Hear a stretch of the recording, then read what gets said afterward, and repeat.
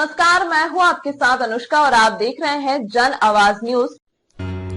पहले चरण के लोकसभा चुनाव के मद्देनजर एनडीए के प्रत्याशी अरुण भारती आज चिराग पासवान के साथ जमुई पहुंचे। जमुई के एक निजी विवाह भवन में आयोजित एनडीए कार्यकर्ता सम्मेलन में एलजेपीआर के राष्ट्रीय अध्यक्ष सह जमुई सांसद चिराग पासवान और एनडीए प्रत्याशी अरुण भारती का जोरदार स्वागत हुआ। इस मौके पर चिराग पासवान ने कहा कि जैसा मैंने वादा किया था कि जमुई को हम कभी नहीं छोड़ेंगे, वैसे ही आज मैं अपने बहनोई अरुण भारती जी को, मेरे परिवार के सदस्य, उनको मैंने जमुई से प्रत्याशी घोषित किया। मैंने जैसे जमुई की सेवा 10 सालों तक की, वैसे ही अरुण भारती जी की जमुई की सेवा करेंगे। उन्होंने आगे कहा कि मुझे पूर्ण विश्वास है कि जो आशीर्वाद आप लोगों ने मुझे दिया, वही आशीर्वाद अरुण भारती जी आप पर बनाए रखेंगे।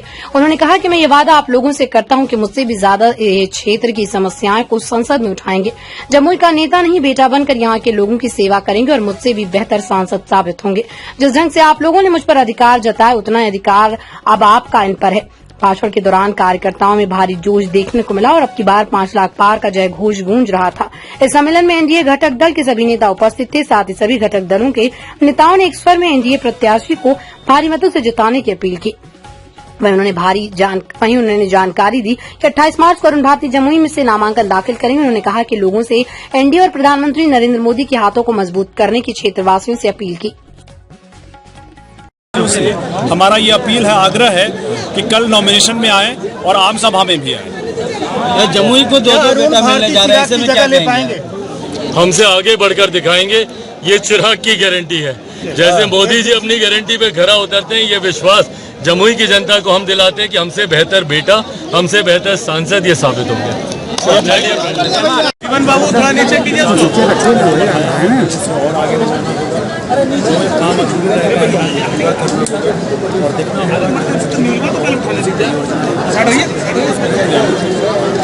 अरुण जी, आपके सामने महागठबंधन की उम्मीदवार होंगी, उनका एक नारा आया है स्थानीय और बाहरी, इसको किस रूप में टैकल करेंगे?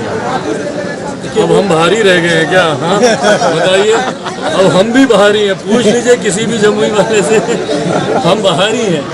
और जब हम बाहरी नहीं तो फिर ये कैसे? पर वो सारी बातें अंतोगत्वा आपका कार्य, जनता आप पे कितना विश्वास करती है, जनता आपको कितना प्यार करती है, और मुझे पूरा यकीन, पूरा विश्वास है कि जनता का वो आशीर्वाद इनको मिलेगा।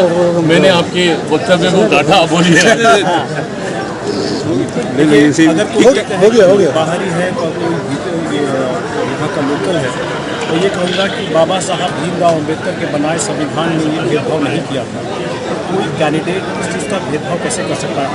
हमारा जन्म स्थान कहाँ हो ये हमारे कंट्रोल में नहीं है, लेकिन हमारा कार्यस्थान कहाँ हो ये नहीं चुन सकते हैं। और हम लोग सब अपना कार्यस्थल चुनते हैं और अपने हिसाब से उस कार्यस्थल अपने उसको आगे बढ़ाते हैं और हमेशा उसमें सक्सेसफुल होते हैं। Thank you.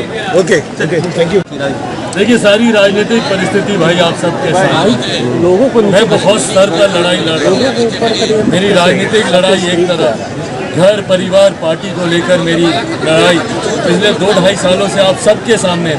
मेरी जिंदगी सही मायनों में एक ऐसी खुली किताब है जिसका हर एक पन्ना मुझसे बेहतर बाकी सब ने पढ़ा है। कब मेरे साथ धोखा हुआ, कब मेरे साथ षड्यंत्र हुआ, कब परिवार में टूट, कब पार्टी में टूट, और उसके बाद का मेरा संघर्ष कुछ भी आप लोगों से नहीं छुपा।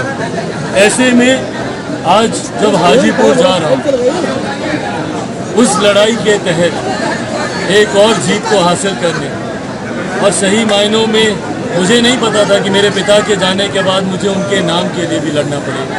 मुझे नहीं पता था कि मेरे पिता के जाने के बाद उनके नाम को अपने नाम के साथ जोड़ने के लिए भी मुझे संघर्ष करना पड़ेगा। पर आज जब पार्टी को कहीं ना कहीं इस पड़ाव पर सफलता हासिल हुई है, उसको और मजबूत करने के लिए बड़ी जिम्मेदारी निभाने वहाँ जा रहा हूँ। पर हाँ, जमुई के प्रति अपनी जिम्मेदारियों से मुंह नहीं मोड़ रहा, ये भी वैसे ही बरकरार रहेंगी जैसे पिछले 10 साल की। चिराग, ये चीज़ बताइए, बीजेपी लगातार की काबिलियत पर, और जिसका बहुत खूबसूरत व्याख्या मेरे प्रधानमंत्री जी ने स्वयं लोकसभा में जो अंतिम सत्र था और संभवतः अपने अंतिम संबोधन में उन्होंने परिवारवाद की बहुत खूबसूरत परिभाषा दी। जब पुनः कुछ विपक्ष के नेता तंज कस रहे थे और तमाम भाजपा के कुछ वरिष्ठ नेताओं के ऊपर भी उंगली उठा रहे थे, उस वक्त मेरे प्रधानमंत्री जी ने बहुत खूबसूरती से कहा, और मैं भी इस बात को मानता हूँ। देखिए, किसी बड़े परिवार से आना, किसी बड़े व्यक्तित्व का सुपुत्र या सुपुत्री होना आपका सौभाग्य हो सकता है, पर आपकी काबिलियत नहीं। सौभाग्य आपको मौका संभवतः दे सकता है, बट आपकी काबिलियत ही आपको बनाए रखेगी, जिसका जीता जागता उदाहरण। मैं भी तो भैया एक नेपो किड में ही गिना जाता हूँ, पर जब मैं 14 में यहाँ पर आया था 85,000 मतों से मुझे जमुई की जनता ने जिताया था। पर अगर वो 85,000 मत 2019 आते आते 2.5 लाख के मार्जिन से अगर मैं जीता हूँ, तो वो कहीं ना कहीं जमुई की जनता पे का विश्वास मुझ पर है जो मुझे यहाँ तक लेकर आया। इस बार ये जितने मतों से जीतेंगे संभवतः उसी नाम पर हो सकता है, पर अगले 5 साल में इनका समर्पण, इनका कार्य इनको यहाँ पर बनाए रखेगा। नहीं तो बड़े बड़े उदाहरण रहे, बड़े बड़े नेताओं के बच्चे दिखते भी नहीं जिनमें वो काबिलियत है। तो चिराग जी एक चीज बताइए, नीतीश जी से बहुत खतरनाक आंकड़ा आपका रहा है।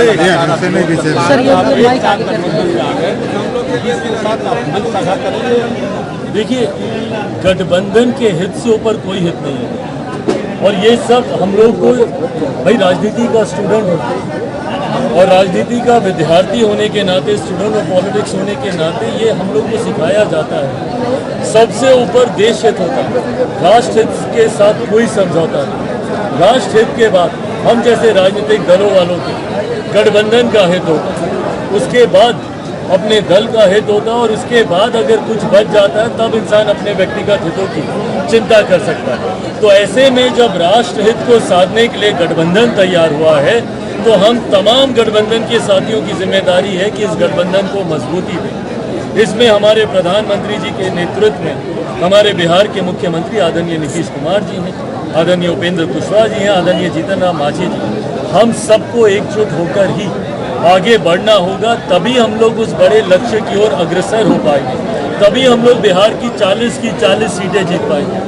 अगर कोई इसमें इसी तरह की तमाम महत्वपूर्ण खबरों को देखने के लिए बने रहिए जन आवाज न्यूज के साथ।